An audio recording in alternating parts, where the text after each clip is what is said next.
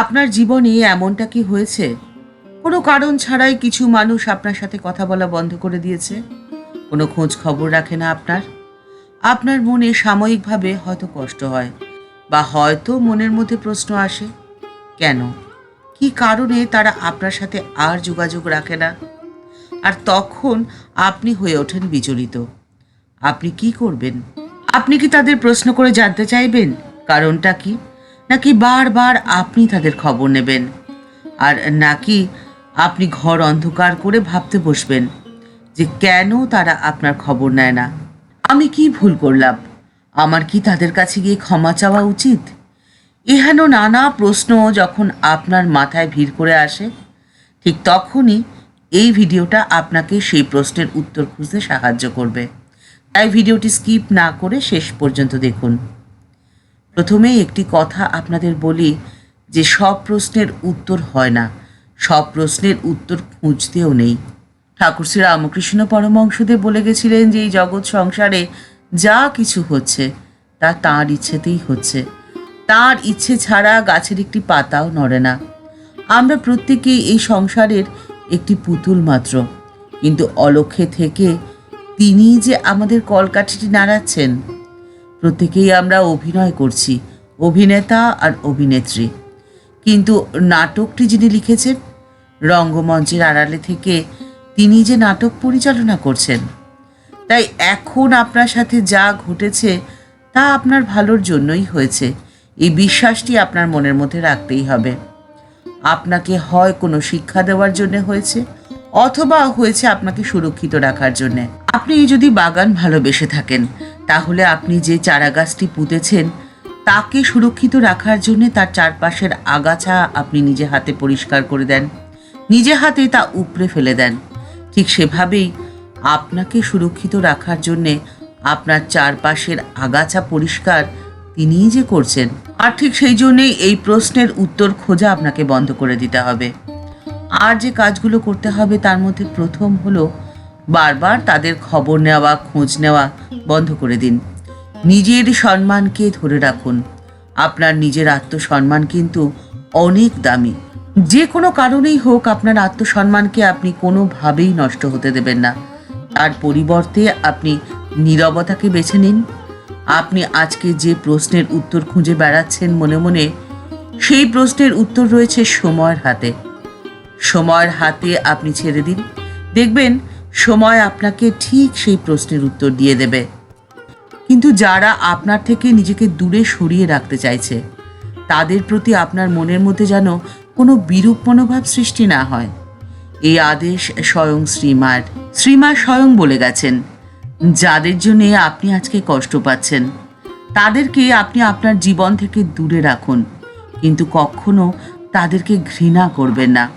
কারণ আপনার মনের ঘৃণা আপনার মধ্যে নেগেটিভিটি সৃষ্টি করবে, আর যে নেগেটিভ এনার্জি আপনার মনের মধ্যে সৃষ্টি হবে, সেই নেগেটিভিটি তো আপনি আপনার চারপাশে ছড়িয়ে দেবেন।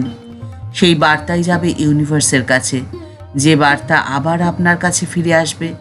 তাই নিজের জীবনকে যদি আপনি ভালো রাখতে চান, সুন্দর রাখতে চান, তাহলে কখনো আপনি ঘৃণার মনোভাবকে প্রশ্রয় দেবেন না।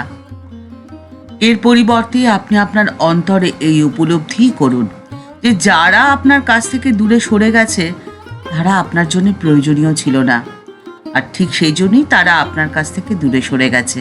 আর শত তর্ক বিতর্কের পরেও যারা আপনার কাছে রয়ে গেছে তারাই আপনার জীবনের জন্য প্রয়োজনীয়।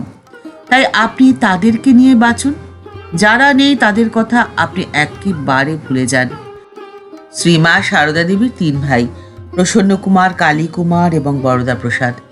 এই 3 ভাই দীর্ঘকাল জীবিত ছিলেন, আর শ্রীমা সারদা দেবী তাদের ভাইদের জন্য অনেক করেছেন, কিন্তু তাতেও তাদের কোনো তৃপ্তি ছিল না।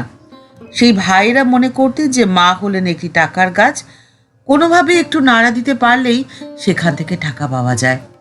আর সেই গাছটিকে নাড়া দিতে তারা কিন্তু খুব ভালোভাবে পারতেন।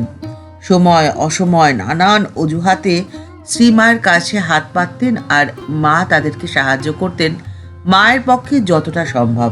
কিন্তু মা যতই দিন না কেন সেই ভাইরা কোনোভাবেই খুশি হতেন না। তাদের তৃপ্তিহীন বাসনা এবং তাদের ব্যবহারে মা যথেষ্ট বিরক্ত হতেন। একদিন মা বললেন, ওদের কি আর নিবৃত্তি আছে?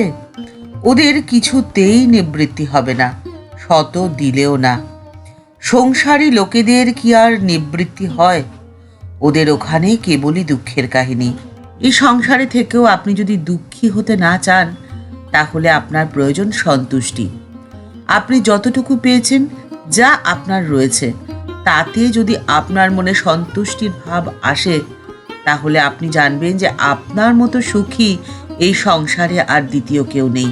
আর একটি সত্যি কথা কি বলুন তো, আপনার যা নেই, যা আপনি চেয়েও পাচ্ছেন না, সেটা নিয়ে যদি আপনি দুঃখী হয়ে থাকেন, তাহলে আপনার দুঃখ কমানোর জন্যে কাউকে কিন্তু আপনি পাশে পাবেন না। কিন্তু তার পরিবর্তে আপনি যদি সুখী থাকতে জানেন, আপনি যদি সন্তুষ্ট থাকতে জানেন, আপনি যদি হাসি মুখে সকলের সাথে মেলামেশা করেন, তাহলে আপনার এই হাসি আপনার জীবনের আনন্দ কেড়ে নেওয়ার ক্ষমতা কারোরই হবে না। আপনার উচিত সেইটুকুই পালন করে যাওয়া। যা নেই সেদিকে দৃষ্টিপাত না করে যা আছে সেদিকে মনোনিবেশ করুন আর জীবনকে আনন্দে ভরিয়ে তুলুন। ঠাকুরমা ও স্বামীজির চরণে আবমিলুণ্ঠিত প্রণাম জানিয়ে আজকের পর্ব এই পর্যন্তই। দেখা হচ্ছে পরের পর্বে। আজকের পর্বটি ভালো লেগে থাকলে লাইক বাটনটি প্রেস করে দিতে পারেন। আপনাদের সুচিন্তিত মতামত জানিয়ে আমাদের চ্যানেলটিকে সমৃদ্ধ করতে পারেন। আর এই ভিডিওটিকে অনেকের মধ্যে শেয়ার করে দিয়ে অনেকের জীবনকে অনুপ্রাণিত করার সুযোগ রইল আপনার কাছেই। চ্যানেলটিকে সাবস্ক্রাইব করে বেল বাটনটি ক্লিক করে দিয়ে অল বাটনটিতে ক্লিক করে দিতে পারেন। তাহলে এই চ্যানেলে ভিডিও আপলোড হলে আপনার কাছেই সবার প্রথমে নোটিফিকেশানটি যাবে। ভালো থাকবেন, সুস্থ থাকবেন। পরের পর্বে দেখা হচ্ছে। নমস্কার।